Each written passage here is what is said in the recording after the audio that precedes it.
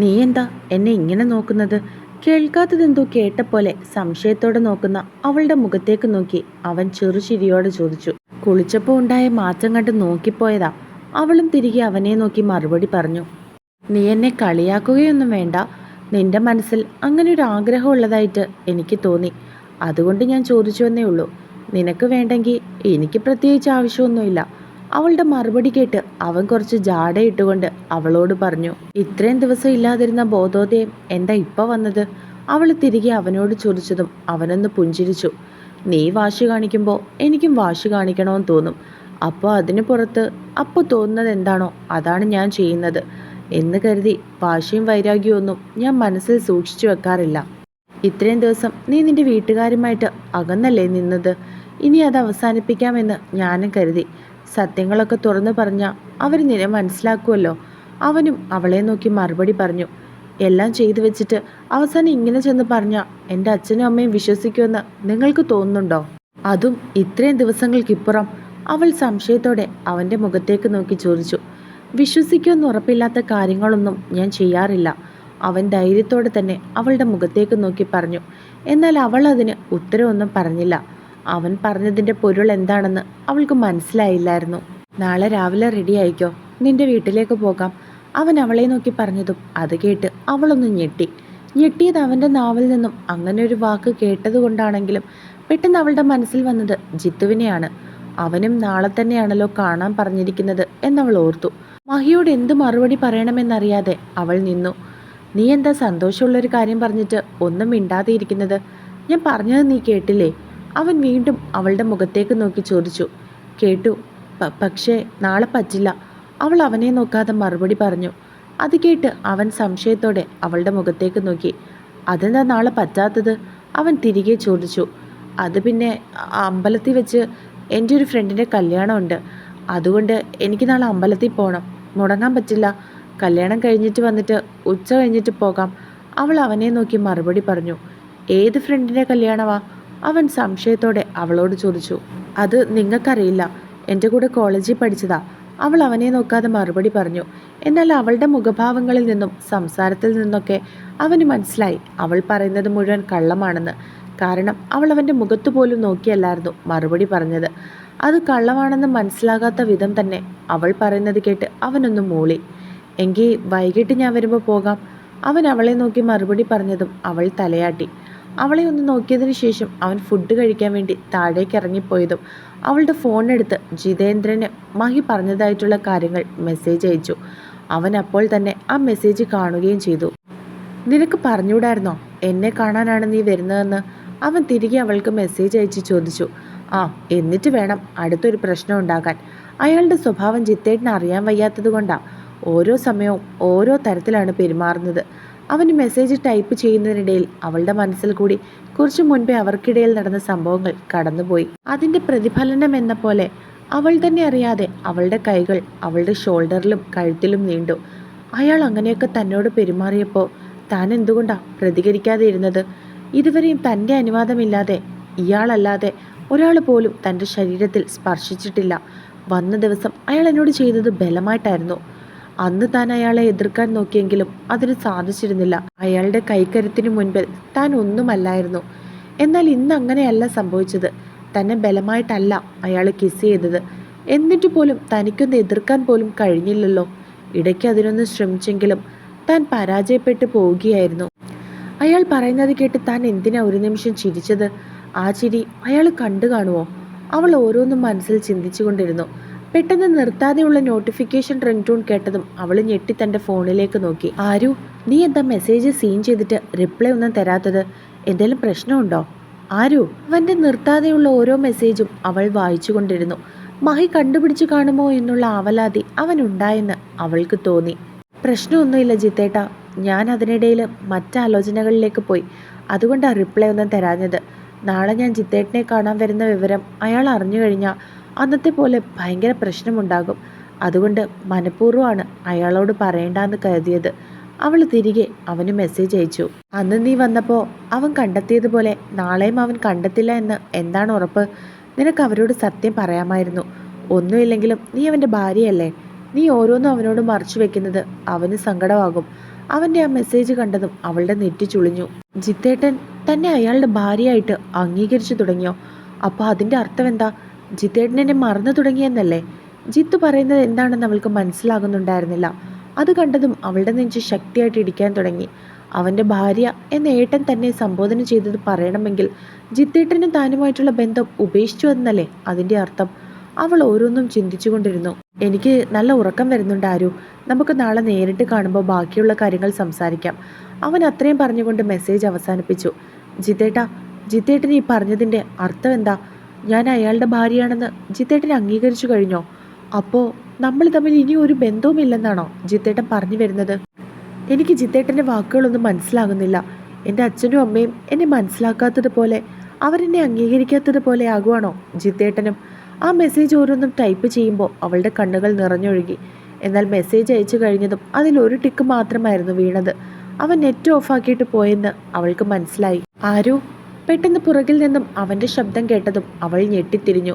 നീ എന്താ ഫുഡ് കഴിക്കാൻ താഴേക്ക് ഇറങ്ങി വരാത്തത്? അവൻ സംശയത്തോടെ അവളോട് ചോദിച്ചു. അത് ഞാൻ പിന്നെ അവൾ എന്തു മറുപടി പറയണമെന്നറിയാതെ നിന്നു. മീനാക്ഷി അമ്മയും നിന്നെ നോക്കിയിരിക്കുക, വാ, അവൻ പറഞ്ഞതും അവൾ തലയാട്ടി. അവൾ എന്തൊക്കെയോ തന്നിൽ നിന്നും ഒളിപ്പിക്കുന്നുണ്ടെന്ന് മഹിക്ക് തോന്നി. എന്നാൽ താനിപ്പോൾ എന്തെങ്കിലും ചോദിച്ചാൽ അത് അങ്ങോട്ടും ഇങ്ങോട്ടും വഴക്കുണ്ടാകുമെന്നും അത് പിന്നെ തൻ്റെ ദേഷ്യത്തിലായിരിക്കും കലാശിക്കുന്നതെന്നും അറിയാവുന്നതുകൊണ്ട് അവൻ ഒന്നും തന്നെ അവളോട് ചോദിക്കാൻ പോയില്ല. അവൻ താഴേക്ക് ഇറങ്ങിപ്പോയതിൻ്റെ പിന്നാലെ അവളും താഴേക്ക് നടന്നു. അവൾക്ക് മനസ്സിലും വയറ്റിലും ഒക്കെ ആദ്യം ഒരു വെപ്രാളം പോലെ ഫീൽ ചെയ്തു. എങ്ങനെയോ കഴിച്ചു എന്ന് വരുത്തി അവൾ അവിടെ നിന്നും എഴുന്നേറ്റു. അമ്മേ, ഭക്ഷണം കഴിച്ചു കൈ കഴുകിയതിനു ശേഷം അവൾ അവരുടെ മുഖത്തേക്ക് നോക്കി വിളിച്ചതും അവർ 3 പേരും സംശയത്തോടെ അവളെ നോക്കി. എനിക്കൊരു തലവേദന പോലെ, ഞാനൊന്ന് മുറിയിലേക്ക് പോയി കിടന്നോട്ടെ? അവൾ അവരുടെ മുഖത്തേക്ക് നോക്കി ചോദിച്ചു. അതിനെന്താ, മോള് പോയി കിടന്നോ, മീനാക്ഷി ഉണ്ടല്ലോ. അവർ സ്നേഹത്തോടെ തന്നെ അവളെ നോക്കി മറുപടി പറഞ്ഞതും അവൾ തലയാട്ടിക്കൊണ്ട് മഹിയുടെ മുഖത്തേക്ക് നോക്കി. അവളുടെ പെരുമാറ്റത്തിലും രീതിയിലും അവൻ ആകെ ഒരു സംശയം പോലെ തോന്നിയിരുന്നു. അവനെ ഒന്ന് നോക്കിയതിനു ശേഷം അവൾ തൻ്റെ മുറിയിലേക്ക് കയറിപ്പോയി. ചേച്ചിക്ക് എന്താ ഏട്ടാ പറ്റിയത്? ചേച്ചിയുടെ മുഖമൊക്കെ വല്ലാതെ ഇരിക്കുകയാണല്ലോ. ഏട്ടൻ എന്തെങ്കിലും പറഞ്ഞ് ചേച്ചിയെ വിഷമിപ്പിച്ചോ? അവൾ മുറിയിലേക്ക് കയറിപ്പോയതിനു ശേഷം മീനാക്ഷി അവനെ നോക്കി സംശയത്തോട് ചോദിച്ചു. ഞാൻ എന്ത് പറയാനാടി, നാളെ വീട്ടിലേക്ക് പോകാമെന്ന് പറഞ്ഞു. ഒരുപാട് ദിവസമായില്ലേ അവൾ വീട്ടിൽ നിന്നും അകന്നു നിൽക്കാൻ തുടങ്ങിയിട്ട്. അവളുടെ അച്ഛനെയും അമ്മയും കണ്ട് സംസാരിക്കാമെന്ന് ഞാൻ കരുതി. നാളെ ഉച്ച കഴിഞ്ഞ് അവളുടെ വീട്ടിലേക്ക് പോകാനാണ് എൻ്റെ തീരുമാനം. അവൻ അവരെ രണ്ടുപേരെയും നോക്കി പറഞ്ഞതും മീനാക്ഷിയും അമ്മയും പരസ്പരം നോക്കി. അത് കേട്ട് അവർക്ക് 2 പേർക്കും വളരെയധികം സന്തോഷമായിരുന്നു. അതെന്തായാലും കാര്യമായി മോനെ, അങ്ങനെ തന്നെയാണ് വേണ്ടത്.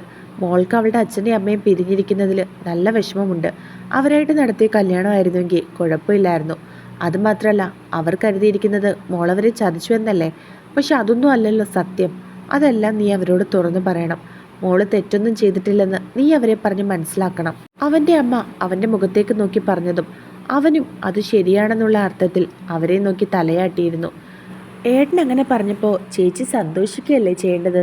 ചേച്ചിയുടെ മുഖം കണ്ട എന്തോ വലിയ വിഷമം പോലെയാണല്ലോ. നാളെ വീട്ടിലേക്ക് ചെല്ലുമ്പോൾ അവരൊക്കെ എങ്ങനെ പ്രതികരിക്കുമെന്ന് ഓർത്തിട്ടുള്ള ടെൻഷനാണോ ചേച്ചിക്ക്? മീനാക്ഷി സംശയത്തോടെ അവനോട് ചോദിച്ചു. ഞാനങ്ങനെ പറഞ്ഞെങ്കിലും അവൾക്ക് വീട്ടിൽ പോകുന്നതിന് വലിയ ഇൻട്രസ്റ്റ് ഇല്ലാത്തതുപോലെയാണ് എനിക്ക് തോന്നിയത്. രാവിലെ തന്നെ പോകാമെന്നാണ് ഞാൻ പറഞ്ഞത്. പക്ഷെ അവൾ പറയുന്നു അവളുടെ ഏതോ കൂട്ടുകാരിയുടെ കല്യാണം ഉണ്ടെന്ന്. അപ്പോൾ രാവിലെ അതിന് പോയിട്ട് ഉച്ച കഴിഞ്ഞ് അവളുടെ വീട്ടിലേക്ക് പോകാമെന്നാണ് അവളുടെ അഭിപ്രായം. നാളെ അവളുടെ കൂട്ടുകാരിയുടെ വിവാഹത്തിന് പോകുന്ന കാര്യം അമ്മയോട് അവൾ പറഞ്ഞിരുന്നോ?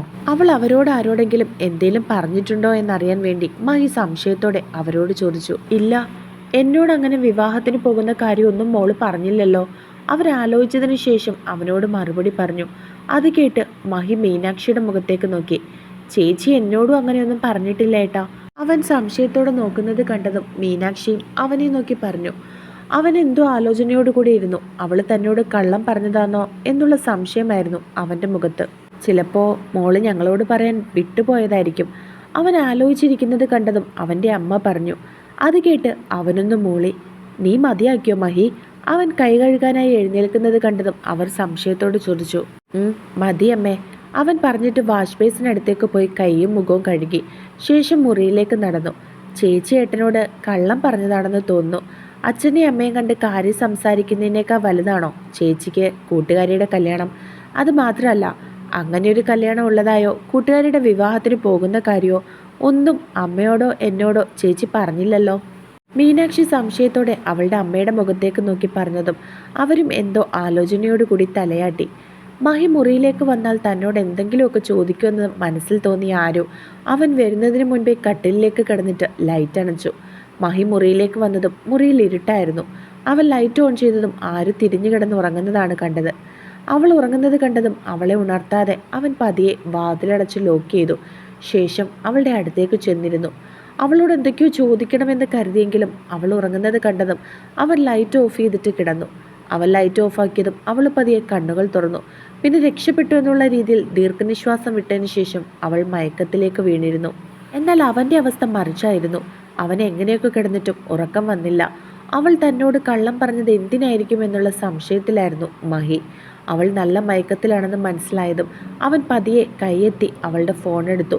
അത് ഓപ്പൺ ചെയ്ത് നോക്കണമെന്നുണ്ടെങ്കിലും മറ്റൊരാളുടെ ഫോൺ അയാളുടെ നിർദ്ദേശമില്ലാതെ നോക്കുന്നത് നല്ലതല്ല എന്ന് മഹിക്ക് തോന്നി. അവൻ അതുപോലെ തന്നെ ആ ഫോൺ അവിടേക്ക് വെച്ചു. ശേഷം എന്തൊക്കെയോ ആലോചിച്ചുകൊണ്ട് എപ്പോഴും മയക്കത്തിലേക്ക് വീണിരുന്നു. രാവിലെ കുളിച്ചൊരുങ്ങുകയാണ് ആരു. മഹി 9 മണിയായിട്ടും എഴുന്നേൽക്കുന്നില്ലായിരുന്നു. ഇയാളിന്ന് ജോലിക്ക് പോകുന്നില്ലേ? ഇയാൾ പോകാതിരുന്നാൽ ശരിയാകില്ലല്ലോ. എങ്ങനെയാ ഇവിടുന്ന് ജിത്തേട്ടൻ്റെ അടുത്തേക്കൊന്ന് പോകുന്നത്? ഇനി ഇയാൾക്ക് എന്തെങ്കിലും സംശയം തോന്നിയതുകൊണ്ടാകുമോ പോകാതെ കിടക്കുന്നത്? ജിത്തേട്ടനാണെങ്കിൽ എന്നെ കാണണമെന്ന് അത്യാവശ്യമായിട്ട് പറയുകയും ചെയ്തു. ഇന്നലത്തെ ജിത്തേട്ടൻ്റെ സംസാരത്തിൽ എന്തോ ഒരു കാര്യമുള്ളതുപോലെ. ഇത്രയും ദിവസമായില്ലേ കല്യാണം കഴിഞ്ഞ് ഇയാളുടെ കൂടെ? ജിത്തേട്ടന് തന്നെ സംശയമായി തുടങ്ങി കാണുമോ? അതുകൊണ്ടായിരിക്കുമോ തന്നെ ഒഴിവാക്കുന്നത് പോലെ ഇന്നലെ സംസാരിച്ചത്? ഓരോന്നാലോചിച്ചതും അവൾക്ക് വയറ്റിൽ വെപ്രാളം പോലെ തോന്നി. മഹിയോട് പറഞ്ഞിട്ട് പോകണോ വേണ്ടായോ എന്നുള്ള ആലോചനയോടെ അവൾ ഒരുങ്ങിയതിനു ശേഷം അവിടെ നിന്നു. അന്നത്തെ പോലെ വെറുതെ അവനുമായിട്ടൊരു വഴക്ക് വേണ്ടാന്ന് കരുതി അവൾ പറഞ്ഞിട്ട് പോകാൻ തന്നെ തീരുമാനിച്ചു. അതിനായി അവൻ്റെ അടുത്തേക്ക് നടന്നു. അപ്പോഴും അവൻ നല്ല ഉറക്കം തന്നെയായിരുന്നു. ഇയാളെ എങ്ങനെയാ ഒന്ന് വിളിച്ചുണർത്തുന്നത്? കുറച്ചു നേരം ആലോചിച്ചതിന് ശേഷം അവൾ അവൻ്റെ കയ്യിൽ തട്ടി വിളിച്ചു. അവൾ തട്ടി വിളിച്ചതും ഉറക്കം നഷ്ടപ്പെട്ടതുപോലെ അവൻ കണ്ണുകൾ തുറന്നു. ഒരുങ്ങി നിൽക്കുന്ന അവളെ കണ്ടതും അവൻ പെട്ടെന്ന് കട്ടിലിലേക്ക് എഴുന്നേറ്റിരുന്നു. നീ രാവിലെ എവിടേക്ക് പോകുക? അവൻ കണ്ണുകൾ തിരുമ്മിക്കൊണ്ട് അവളെ നോക്കി ചോദിച്ചു. രാവിലെയോ? സമയം 9 മണിയായി.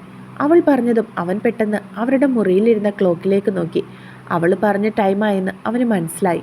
വീണ്ടും അവൻ ഒന്നുകൂടി അവളെ അടിമുടി നോക്കി.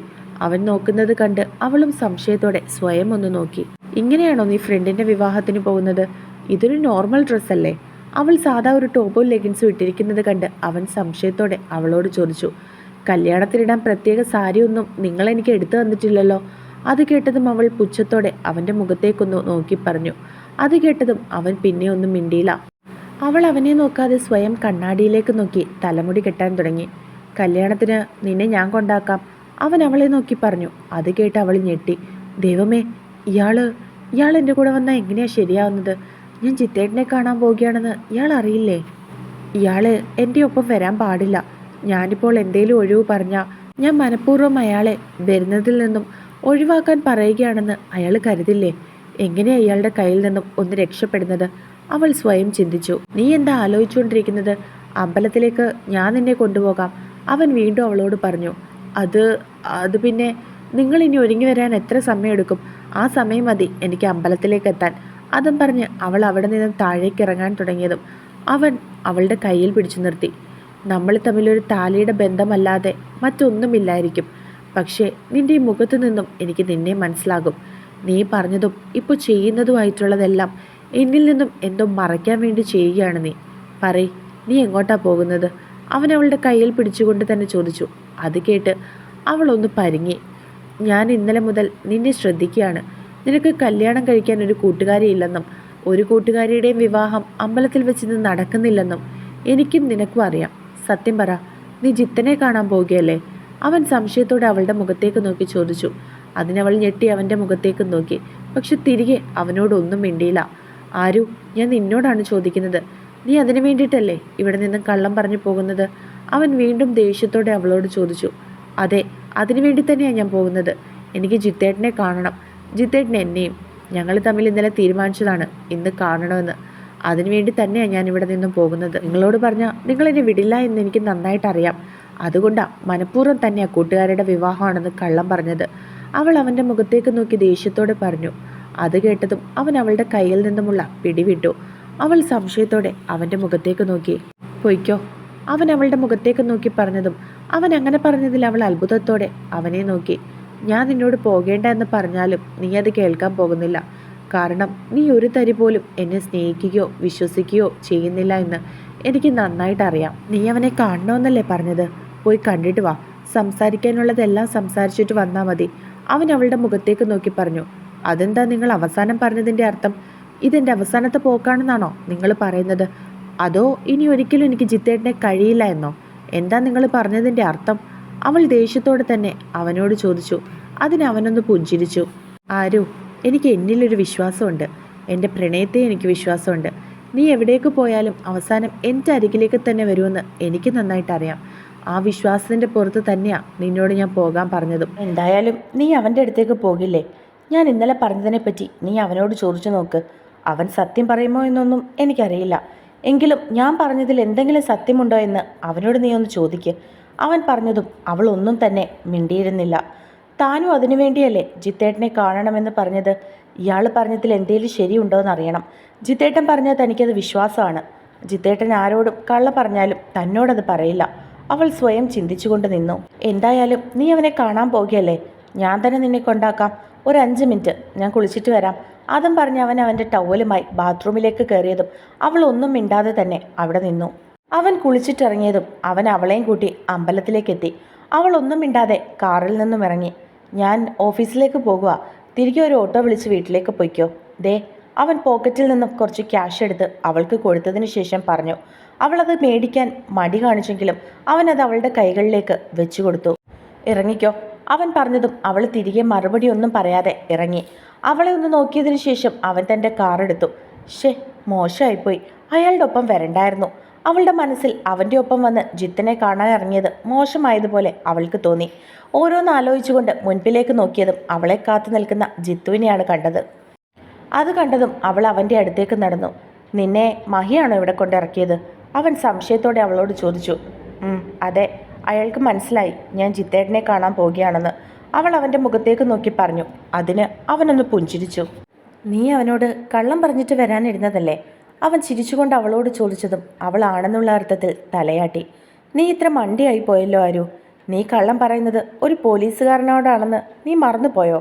അവർ ചിരിച്ചുകൊണ്ട് അവളോട് ചോദിച്ചതും അവൾ അതിന് ഉത്തരവൊന്നും പറഞ്ഞില്ല. ജിത്തേട്ടൻ എന്താ എന്നെ കാണണമെന്ന് പറഞ്ഞത്? പറയാം. ഞാൻ കാര്യങ്ങളൊക്കെ പറഞ്ഞു കഴിയുമ്പോൾ ചിലപ്പോൾ നിനക്ക് എന്നോട് ദേഷ്യം തോന്നുമായിരിക്കും, എന്നോട് വെറുപ്പ് തോന്നുമായിരിക്കും. പക്ഷേ ഇനി ഞാൻ പറയാൻ പോകുന്നതാണ് സത്യങ്ങൾ. അവൻ അവളെ നോക്കി പറഞ്ഞു. എന്താ ജിത്തേട്ടാ, എന്നെ ഇങ്ങനെ ടെൻഷൻ അടിപ്പിക്കാതെ കാര്യം പറയും. അവൻ അങ്ങനെ പറഞ്ഞതും അവൾക്കുള്ളിൽ ഭയം തോന്നി. ശരിക്കും നിന്നെ ആത്മാർത്ഥമായി സ്നേഹിച്ചത് ഞാനല്ല. അവൻ അവളുടെ മുഖത്തേക്ക് നോക്കി പറഞ്ഞതും അവൾ സംശയത്തോടെ അവനെ നോക്കി. ജിത്തേട്ടൻ എന്താ പറയുന്നത്? അവൾ സംശയത്തോടെ തന്നെ അവനോട് ചോദിച്ചു. ആരു, നിന്നെ ഞാൻ കഴിഞ്ഞ തവണ കണ്ടപ്പോൾ ഞാൻ നിന്നോട് പറഞ്ഞിരുന്നില്ലേ അവനൊരു പെൺകുട്ടിയെ സ്നേഹിച്ചിരുന്നുവെന്ന്? അതുകൊണ്ടാണ് ജാനകി മോളെ അവൻ വേണ്ടെന്ന് വെച്ചതെന്ന്. അവൻ അവളോട് ചോദിച്ചതും അവൾ പറഞ്ഞിരുന്നു എന്നുള്ള അർത്ഥത്തിൽ അവനെ നോക്കി തലയാട്ടി.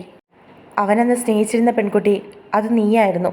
അവൻ അവളുടെ മുഖത്തേക്ക് നോക്കി പറഞ്ഞതും അവൾ ഞെട്ടി. അവളുടെ ശരീരമാകെ വിറയ്ക്കുന്നത് പോലെ അവൾക്ക് തോന്നി. മഹിയുടെ വാക്കുകൾ അവളുടെ കാതിൽ കൂടി കടന്നുപോയി. ഞാൻ സ്നേഹിച്ചത് നിന്നെയാണ്. എൻ്റെ മനസ്സിൽ ആദ്യമായി കടന്നുകൂടിയ പെൺകുട്ടി അത് നീയാണ്.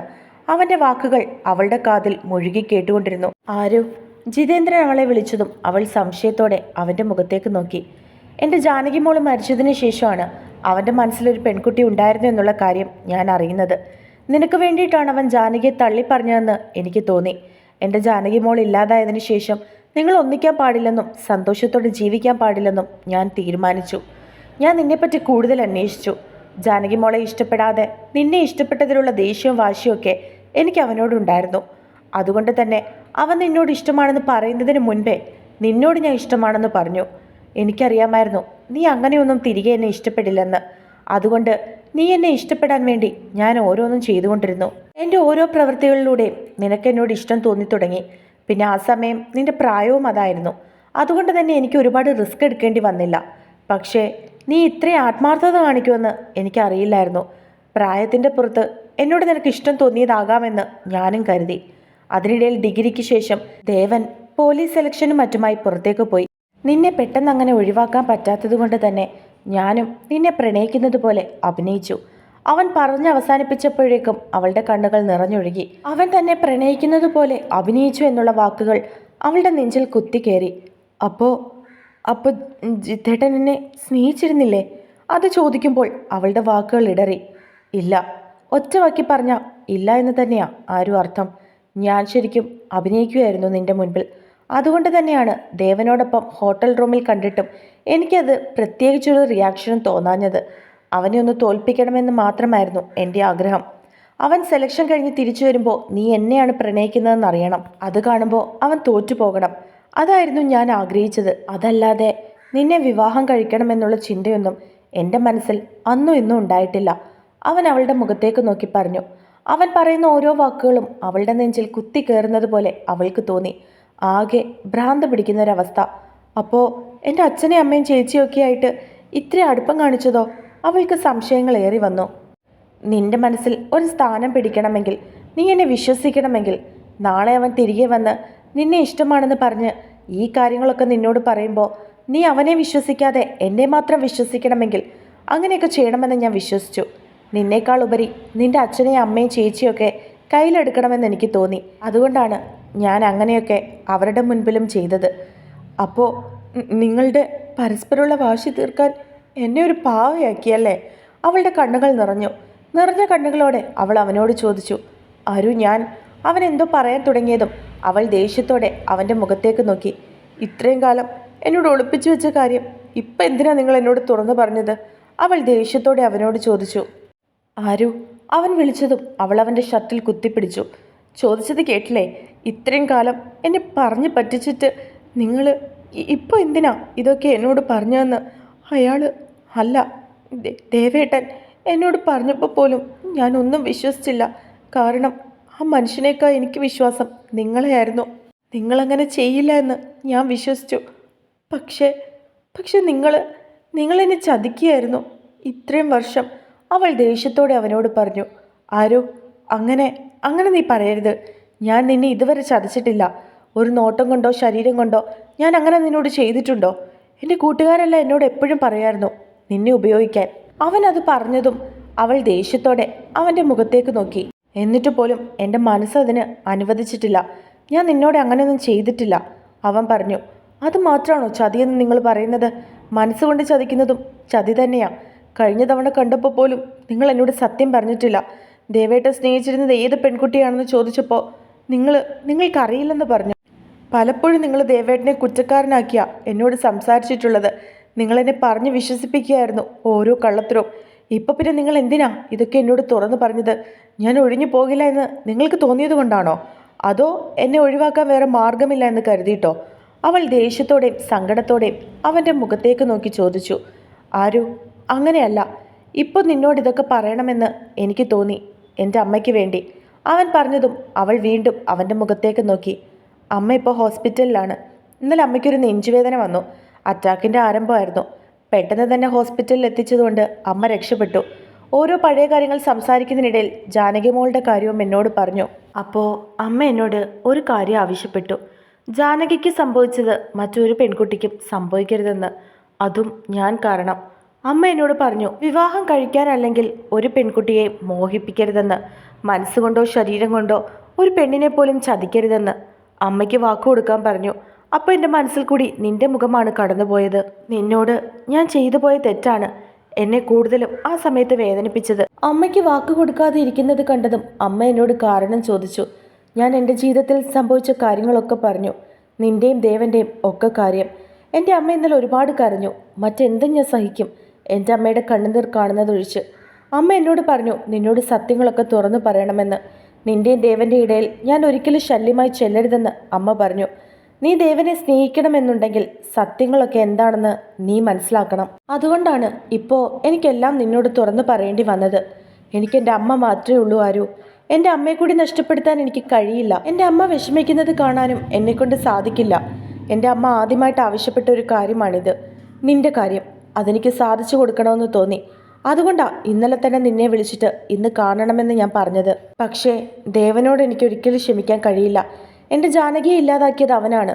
വിഷമങ്ങൾക്ക് ശേഷം അവസാനം അവനത് പറയുമ്പോൾ അവൻ്റെ മുഖം ദേഷ്യം കൊണ്ട് ചുവന്നിരുന്നു.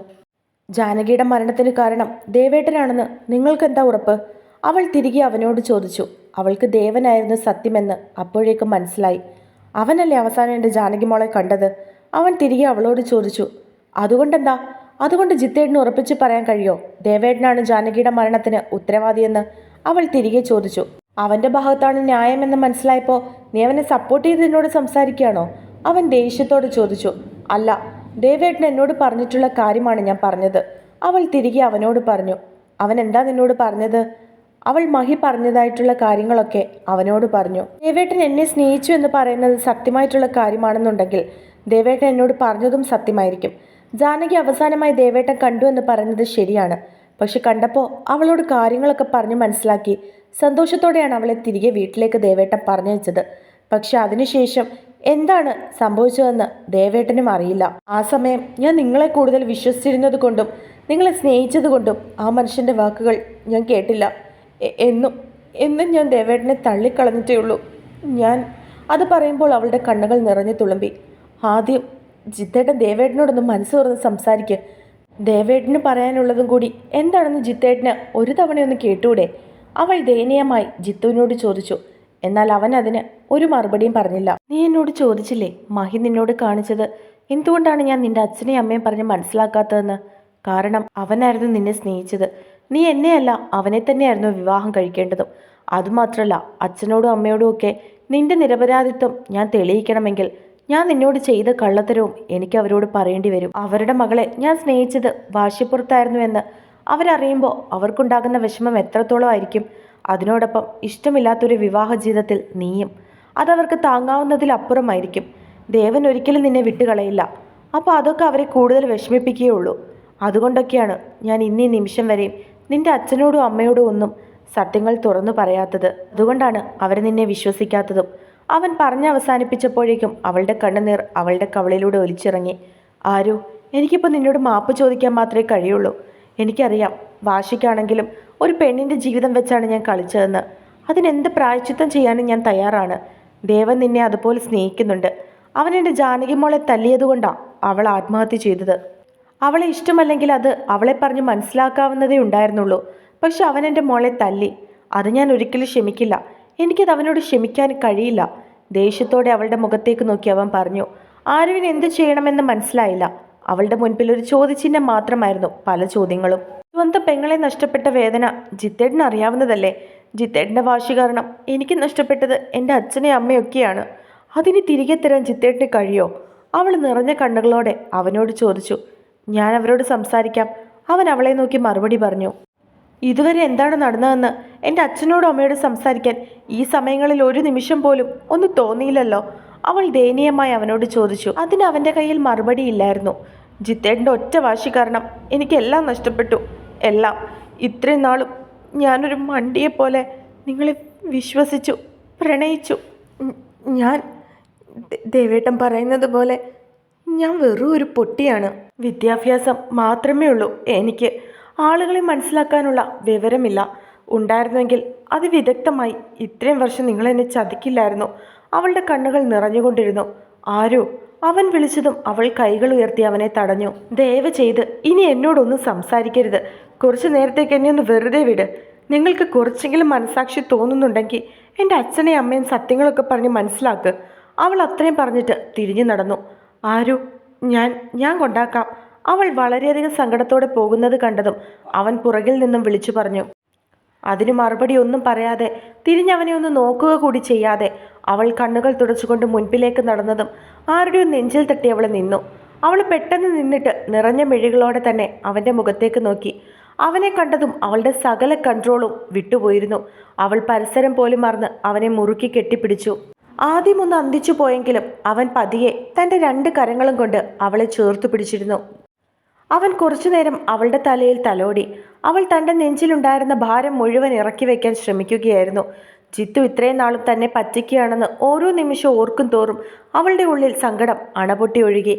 ആരോ, അവൻ വിളിച്ചതും അവൾ ഏങ്ങലടിച്ചുകൊണ്ട് അവൻ്റെ നെഞ്ചിൽ നിന്നും മുഖമുയർത്തി. പിന്നെ ശേഷം അവനെ നോക്കി. എന്താ ആരോ, എന്താ നിനക്ക് പറ്റിയത്? എന്തിനാ നീ ഇങ്ങനെ കരയുന്നത്? അവൾ കരയുന്നത് കണ്ടതും അവൻ ആവലാതിയോടുകൂടി അവളോട് ചോദിച്ചു. ആദ്യമായിട്ടായിരുന്നു അവൾ അങ്ങനെ കരയുന്നത് മഹി കാണുന്നത്. അവളോട് ചോദിച്ചതിന് ശേഷം അവൻ്റെ കണ്ണുകൾ പോയത് ജിത്തുവിലേക്കായിരുന്നു. അവിടെ ജിത്തു അവരെ രണ്ടുപേരെ നോക്കി നിൽക്കുകയായിരുന്നു. മഹിക്ക് ഒന്നും തന്നെ മനസ്സിലായില്ല. ജിത്തുവിനോട് സംസാരിച്ചിരുന്ന അവൾ ഒരിക്കലും കരയേണ്ട ഒരാവശ്യവുമില്ല. കാരണം ജിത്തു ഒരിക്കലും സത്യം അവളോട് പറയില്ല എന്ന് അവൻ കരുതിയിരുന്നു. അങ്ങനെ സത്യം പറയാതെ ഇരിക്കും തോറും അവൾക്ക് തന്നോടാണ് ദേഷ്യം തോന്നേണ്ടത്. പക്ഷേ ഇവിടെ തിരിച്ച് അവൾ തന്നിലേക്ക് ചേർന്ന് നിന്ന് കരയുന്നത് കണ്ടതും അവനിൽ ആവലാതി ഏറി വന്നു. ആരു? അവൻ ബലമായി അവളെ തന്നിൽ നിന്നും അടർത്തി മാറ്റിക്കൊണ്ട് വിളിച്ചു. അവൾ അപ്പോഴും തൻ്റെ സങ്കടങ്ങൾ ഇറക്കി വെക്കാൻ ഭാരപ്പെടുമായിരുന്നു. ആരു, എനിക്ക് ദേഷ്യം വരുന്നുണ്ട്. നീ എന്തിനിങ്ങനെ കരയുന്നത്? നിന്നെ ആരെങ്കിലും എന്തെങ്കിലും പറഞ്ഞോ അതോ എന്തെങ്കിലും ചെയ്തോ? അവൻ ചോദിച്ചുകൊണ്ട് നോക്കിയത് ജിത്തുവിൻ്റെ മുഖത്തേക്കാണ്. എന്നാൽ അവൻ അവരെ തന്നെ നോക്കി നിൽക്കുകയായിരുന്നു. അവൾ മഹി ചോദിച്ചതിന് മറുപടി ഒന്നും പറയാതെ കണ്ണുകൾ നിറച്ചുകൊണ്ട് വീണ്ടും അവൻ്റെ മുഖത്തേക്ക് തന്നെ നോക്കി. ആരു, നീ ഇങ്ങനെ കരയുന്നത് എന്നെ എത്രമാത്രം സങ്കടപ്പെടുത്തുന്നുണ്ടെന്ന് നിനക്കറിയോ? കരയാതെ കാര്യം പറയാരൂ. എന്താ നിനക്ക് പറ്റിയത്? അവൻ അവളുടെ കവളിലുണ്ടായിരുന്ന കണ്ണുനീർ തുടച്ചു കൊടുത്തുകൊണ്ട് ചോദിച്ചു. അവൾ തൻ്റെ 2 കൈകൾ കൊണ്ടും അവൻ്റെ ഷർട്ടിൽ ചുരുട്ടിപ്പിടിച്ചു. അവൻ സംശയത്തോടെ അവളുടെ മുഖത്തേക്ക് നോക്കി. ഇനി ദേഷ്യത്തോടെയാണോ അവളങ്ങനെ പിടിച്ചതെന്നുള്ള സംശയമായിരുന്നു ആ നോട്ടം. അത് ദേവേട്ട, സോറി. അത് പറഞ്ഞ് അവൾ താഴേക്ക് കുനിഞ്ഞ് അവൻ്റെ കാലിൽ പിടിച്ചു. പെട്ടെന്നുള്ള അവളുടെ പ്രവൃത്തിയിൽ അവൻ എന്ത് ചെയ്യണമെന്ന് അറിയില്ലായിരുന്നു. അവൻ പെട്ടെന്നൊന്ന് പുറകിലേക്കാഞ്ഞു. അവളുടെ പ്രവൃത്തിയും അവളുടെ നാവിൽ നിന്ന് കേട്ട ദേവേട്ട എന്നുള്ള വിളിയും അവനെ ഞെട്ടിച്ചു കളഞ്ഞിരുന്നു എന്ന് തന്നെ പറയാം. അവൻ പുറകിലേക്ക് മാറിയതും അവൾ സംശയത്തോടെ കണ്ണുകൾ നിറച്ചുകൊണ്ട് അവൻ്റെ മുഖത്തേക്ക് നോക്കി. അവൻ്റെ മുഖത്തും അതേ സംശയം തന്നെയായിരുന്നു. ഒരു നിമിഷം താൻ സ്വപ്നം കാണുകയാണോ എന്ന് പോലും അവൻ ചിന്തിച്ചു പോയി. അവൻ നോക്കുമ്പോൾ അവൾ താഴെ തന്നെ ഇരിക്കുകയാണ്. പെട്ടെന്ന് സ്വബോധം വന്നതുപോലെ അവൻ അവളുടെ 2 ഷോൾഡറിലും പിടിച്ച് എഴുന്നേൽപ്പിച്ചു. എന്താ എന്താ ആരു ഇതൊക്കെ? നിനക്ക് എന്താ പറ്റിയത്? ഇത്രയും വിഷമിക്കാൻ മാത്രം എന്താ സംഭവിച്ചത്? അവൻ അവളുടെ 2 ഷോൾഡറിലും പിടിച്ച് ഉലച്ചുകൊണ്ട് ചോദിച്ചു. ദേവേട്ട, എനിക്കൊന്നും അറിയില്ലായിരുന്നു. ഇത്രയും നാളും ഞാനൊരു മണ്ടിയെപ്പോലെ കഥയറിയാതെ, ദേവേട്ടൻ പറയുന്നതൊന്നും കേൾക്കാൻ തയ്യാറാവാതെ, സത്യങ്ങൾ മനസ്സിലാക്കാതെ എനിക്ക് എങ്ങനെ? എന്നോട് ക്ഷമിക്കണം ദേവേട്ട, അവൾ പറഞ്ഞുകൊണ്ട് അവൻ്റെ നേരെ കൈകൂപ്പി. മഹിക്ക് കാര്യം എന്താണെന്ന് മനസ്സിലാകുന്നില്ല എന്നതായിരുന്നു സത്യം. അവൻ അവളുടെ പുറകിൽ നിൽക്കുന്ന ജിത്തുവിൻ്റെ മുഖത്തേക്ക് നോക്കി. അവനൊന്നും മിണ്ടാതെ തന്നെ അവിടെ നിൽക്കുകയായിരുന്നു. മുഖത്ത് തന്നെ കണ്ടതിൻ്റെ ദേഷ്യമുണ്ട്. ആരു? സംശയം വിട്ടുമാറാതെ തന്നെ അവൻ വിളിച്ചു. ഇന്നോ ഞാൻ സത്യങ്ങളൊക്കെ അറിഞ്ഞത്. ജിത്തേട്ടൻ എന്നോടെല്ലാം പറഞ്ഞു ദേവേട്ട. അവൾ പറഞ്ഞുകൊണ്ട് പൊട്ടിക്കരഞ്ഞു. മഹി അവളെ ഒന്ന് നോക്കി. തൻ്റെ മുൻപിൽ കൈകൂപ്പി കരയുന്ന അവളെ കണ്ട് അവൻ്റെ നെഞ്ചു വിങ്ങി. ആരു, നീ ഇങ്ങനെ കരയല്ലേ? നിന്റെ കണ്ണുകൾ നിറയുന്നത് എനിക്ക് എന്തുമാത്രം സങ്കടമാണെന്ന് നിനക്കറിയോ? വാ, ബാക്കിയൊക്കെ നമുക്ക് വീട്ടിൽ ചെന്ന് സംസാരിക്കാം. അതും പറഞ്ഞവൻ അവളുടെ ഷോൾഡറിൽ പിടിച്ച് കാറിനടുത്തേക്ക് നടന്നു. പിന്നെ കോ ഡ്രൈവർ സീറ്റിൻ്റെ വാതിൽ തുറന്നതിന് ശേഷം അവൻ അവളെ അതിലേക്ക് കയറ്റി. ആ ഡോർ അടച്ചതിന് ശേഷം അവൻ തിരിഞ്ഞു പുറകിലേക്കൊന്ന് നോക്കി. അപ്പോഴും ജിത്തു അവരെ തന്നെ നോക്കിക്കൊണ്ട് നിൽക്കുകയായിരുന്നു. അവൻ അവളെ ഒന്ന് നോക്കിയതിനു ശേഷം അവൻ്റെ അടുത്തേക്ക് നടന്നു. ദേവേട്ട! പെട്ടെന്ന് പുറകിൽ നിന്നും അവളുടെ വിളി കേട്ടതും അവനൊന്ന് നിന്നു. പിന്നെ തിരിഞ്ഞ് അവളെ നോക്കി. അവൾ എന്തൊക്കെയോ തന്നോട് പറയാതെ പറയുന്നുണ്ടെന്ന് അവളുടെ നോട്ടത്തിൽ നിന്നും അവന് മനസ്സിലായി. ഞാൻ ഒരു പ്രശ്നവും ഉണ്ടാക്കില്ല, അവൻ അവളുടെ മുഖത്തേക്ക് നോക്കി പറഞ്ഞു. ശേഷം അവളുടെ മറുപടിക്ക് കാത്തു നിൽക്കാതെ അവൻ ജിത്തുവിൻ്റെ അടുത്തേക്ക് നടന്നു. മഹി തൻ്റെ നേർക്കാണ് വരുന്നതെന്ന് ജിത്തുവിന് മനസ്സിലായതും അവനോട് സംസാരിക്കാൻ താല്പര്യമില്ലാത്തതുപോലെ ജിത്തു തിരിഞ്ഞു പോകാൻ ശ്രമിച്ചു. ജിത്ത! പുറകിൽ നിന്നും മഹിയുടെ ശബ്ദം കേട്ടതും അവൻ നിന്നു. നിന്റെ പ്രണയവും മറ്റെല്ലാ സത്യങ്ങളും ഞാൻ അവളോട് തുറന്നു പറഞ്ഞിട്ടുണ്ട്. ഒരിക്കലും പറയരുതെന്ന് കരുതിയതാണ്. നീ എന്നോട് ചെയ്തത് വെച്ച് നോക്കുമ്പോൾ ഒരിക്കലും നിങ്ങളെ രണ്ടുപേരെയും സ്നേഹത്തോടെയും സന്തോഷത്തോടെയും ജീവിക്കാൻ അനുവദിക്കാതെ ഇരിക്കുകയാണ് ഞാൻ ചെയ്യേണ്ടത്. പക്ഷേ ഇന്ന് എനിക്ക് ആരെക്കാളും വലുത് എൻ്റെ അമ്മയാണ്. അമ്മയുടെ മുൻപിൽ എനിക്ക് പ്രതികാരമോ പ്രതിഷേധമോ ഒന്നും തന്നെയില്ല. അമ്മയ്ക്ക് കൊടുത്ത വാക്കിൻ്റെ പുറത്ത് മാത്രമാണ് ഞാനിന്ന് അവളോട് സത്യങ്ങളൊക്കെ തുറന്നു പറഞ്ഞത്. അല്ലാതെ നിന്നോട് സ്നേഹം തോന്നിയിട്ടും നിന്നോട് ക്ഷമിച്ചിട്ടുമല്ല. നീയും അവളെ വിഷമിപ്പിക്കരുതെന്ന് തോന്നി, ചതിക്കരുതെന്ന് തോന്നി. എൻ്റെ അമ്മ എന്നോട് ചോദിച്ചതുപോലെ ഞാനും സ്വയം എന്നോട് തന്നെ ചോദിച്ചു. നീ ചെയ്ത തെറ്റിന് ആ പാവം പെണ്ണ് എന്ത് പഴിച്ചു? അതുകൊണ്ട് മാത്രമാണ് ഞാൻ അവളോട് കാര്യങ്ങളൊക്കെ തുറന്നു പറഞ്ഞത്. ഇനി നിന്നെ സ്നേഹിക്കണോ വേണ്ടായോ എന്ന് അവൾ തന്നെ തീരുമാനിക്കട്ടെ. ജിത്തു അത്രയും പറഞ്ഞത് മഹിയുടെ മുഖത്തേക്ക് നോക്കാതെ തന്നെയായിരുന്നു. ജിത്ത, നീ ഇപ്പോഴും എന്നെ മനസ്സിലാക്കാതെയാണ് സംസാരിച്ചു കൊണ്ടിരിക്കുന്നത്. മഹി അവനോട് പറഞ്ഞതും ജിത്തു ദേഷ്യത്തോടെ അവൻ്റെ നേരെ തിരിഞ്ഞു. മഹിയുടെ ഷർട്ടിൽ മുറുക്കി പിടിച്ചു. ഞാൻ എന്താടാ മനസ്സിലാക്കേണ്ടത്? നിന്നെ ഒരു കൂടപ്പിറപ്പിനെ പോലെ സ്നേഹിച്ചിട്ടും നീ എൻ്റെ പെങ്ങളെ, അതാണോ ഞാൻ മനസ്സിലാക്കേണ്ടത്? പാവമല്ലായിരുന്നോടാ അവള്. നിനക്കവളെ ഇഷ്ടമല്ലായിരുന്നുവെങ്കിൽ എന്നോടൊരു വാക്ക് നീ പറഞ്ഞാൽ പോരായിരുന്നോ? അതും അല്ലെങ്കിൽ അവളെ പറഞ്ഞ് മനസ്സിലാക്കാൻ ശ്രമിച്ചാൽ പോരായിരുന്നോ? അവൾ കൊച്ചു കുട്ടിയൊന്നും അല്ലായിരുന്നു. പറഞ്ഞാൽ മനസ്സിലാകുന്ന പക്വതയൊക്കെ അവൾക്കുണ്ടായിരുന്നു. എന്നിട്ട് നീ ഇന്ന് വരെ ഞാനോ അമ്മയോ അച്ഛനോ ഒന്നും അവളെ നുള്ളിപ്പോലും നോവിച്ചിട്ടില്ല. പക്ഷേ നിന്നെ അവൾ എന്തുമാത്രം സ്നേഹിച്ചിരുന്നുവെന്ന് നീ ഒരു നിമിഷമെങ്കിലും ചിന്തിച്ചോ? അവൻ ദേഷ്യത്തോടെ മഹിയുടെ നേരെ നിന്നുകൊണ്ട് ചോദിച്ചു. ജിത്ത, സത്യമായിട്ടും ജാനകി മോളെ ഞാൻ ഒന്നും ചെയ്തിട്ടില്ല. എനിക്ക് ഉറപ്പുണ്ട് അവൾ ആത്മഹത്യ ചെയ്യാൻ കാരണം ഞാനല്ല എന്ന്. നീ പറഞ്ഞതുപോലെ ഞാൻ അവളെ തല്ലി. ഒരിക്കലും ഞാൻ ചെയ്യാൻ പാടില്ലാത്തൊരു തെറ്റ് തന്നെയായിരുന്നു അത്. പെങ്ങളെപ്പോലെ സ്നേഹിച്ചൊരു കുട്ടി പെട്ടെന്ന് ഇഷ്ടമാണെന്ന് പറഞ്ഞപ്പോൾ എൻ്റെ സമനില തെറ്റിയെന്നുള്ളത് ശരിയാണ്. അതിൻ്റെ ദേഷ്യത്തിൽ ഞാൻ അവളെ തല്ലുകയും ചെയ്തിരുന്നു. പക്ഷേ ആ നിമിഷം തന്നെ ഞാൻ സംസാരിക്കാൻ ശ്രമിച്ചതാണ്. എന്നാൽ അപ്പോഴേക്കും കോളേജിൽ നിന്നും അവൾ വീട്ടിലേക്ക് പോയി എന്നറിഞ്ഞു. അതറിഞ്ഞ ആ നിമിഷം തന്നെ ഞാൻ അവളെ കാണാൻ അവിടെ നിന്നും പുറപ്പെട്ടു. വഴിയിൽ വെച്ച് നമ്മുടെ ജാനകിയെ ഞാൻ കാണുകയും ചെയ്തു. അവളെ കാര്യങ്ങളൊക്കെ പറഞ്ഞ് മനസ്സിലാക്കി. എന്നോട് ചിരിച്ച് വർത്താനമൊക്കെ പറഞ്ഞിട്ടാണ് അവൾ വീട്ടിലേക്ക് മടങ്ങിയത്. ആരുവിൻ്റെ കാര്യം വരെയും ഞാൻ അവളോട് പറഞ്ഞിരുന്നു. പിറ്റേന്ന് ആരുവിനെ കാണിച്ചു കൊടുക്കണമെന്നും അവൾ എന്നോട് പറഞ്ഞു. അത്രയും എന്നോട് ചിരിച്ച് സംസാരിച്ചു പോയ കുട്ടി എന്തിനാണ് ആത്മഹത്യ ചെയ്തത്? അതിന്നും എൻ്റെ മുൻപിലുള്ള ചോദ്യചിഹ്നമാണ്. ആരും അറിയാതെ നമ്മുടെ ജാനകി മോൾക്ക് എന്താ സംഭവിച്ചതെന്ന് അന്വേഷിക്കാൻ എനിക്ക് പറ്റും. പക്ഷെ അത് ഞാൻ ഒറ്റയ്ക്ക് വിചാരിച്ചാൽ നടക്കുന്ന കാര്യമാണെന്ന് തോന്നുന്നില്ല. എന്തെങ്കിലും തെളിവ് ശേഖരത്തിനായി ഞാൻ നിൻ്റെ വീട്ടിലേക്കൊന്ന് വരണമെന്ന് വിചാരിച്ചാൽ നീ അവിടെ എന്നെ കയറ്റില്ല. ആത്മഹത്യയാണെന്ന് പറഞ്ഞ് എഴുതിത്തള്ളി ആ കേസ് നിങ്ങൾക്ക് മാത്രമേ ഇനി റീഓപ്പൺ ചെയ്യാൻ സാധിക്കുകയുള്ളൂ. അങ്ങനെ ചെയ്താൽ മാത്രമേ എനിക്കത് അന്വേഷിക്കാൻ കഴിയുകയുള്ളൂ. മഹി അവൻ്റെ മുഖത്തേക്ക് നോക്കി പറഞ്ഞു. എല്ലാം നിന്നോടൊന്ന് തുറന്നു പറയാൻ എത്ര തവണ ഞാൻ നിൻ്റെ അടുത്തേക്ക് വന്നതാണ്. പക്ഷെ ഒരു തവണ പോലും നീ അതിന് നിന്ന് തന്നില്ല. എനിക്കതിൽ പരാതിയൊന്നുമില്ല. കാരണം ഒരു പെങ്ങളെ നഷ്ടപ്പെട്ട ആങ്ങളയുടെ വേദന എനിക്ക് മനസ്സിലാക്കാൻ കഴിയും. എനിക്കും ഒരു പെങ്ങളുള്ളതാണ്. പക്ഷെ ജിത്ത, നീ ഒരു കാര്യം ഓർക്കണം. ഇത്രയും വർഷം നീ എന്നോട് പ്രതികാരം ചെയ്തതും ക്രൂശിച്ചതും ഒക്കെ ഞാൻ അറിയാത്ത തെറ്റിൻ്റെ പേരിലാണ്. ഞാൻ ചെയ്യാത്തൊരു കാര്യത്തിൻ്റെ പേരിലാണ്. നീ എൻ്റെ ഒപ്പം നിന്നാൽ കണ്ടുപിടിക്കാവുന്ന ഒരു കേസായിരുന്നു ഇത്. പക്ഷെ നീ, മഹി അവനെ നോക്കി പറഞ്ഞതും അവനൊന്നും മിണ്ടിയില്ല. അവൻ പറയുന്ന കാര്യങ്ങൾ വിശ്വസിക്കണോ വേണ്ടായോ എന്നുള്ള കൺഫ്യൂഷനിലായിരുന്നു അവൻ. ജിത്ത, ഞാൻ ഇത്രയൊക്കെ പറഞ്ഞിട്ട് നിനക്ക് എന്നെ ഒരു തരി പോലും വിശ്വാസമില്ലേ? നിന്റെ പഴയ ദേവനെ നീ സ്നേഹിക്കുന്നില്ലേ ജിത്ത? മഹി ദയനീയമായി അവൻ്റെ മുഖത്തേക്ക് നോക്കി ചോദിച്ചതും ജിത്തു അവനെ തന്നെ നോക്കി.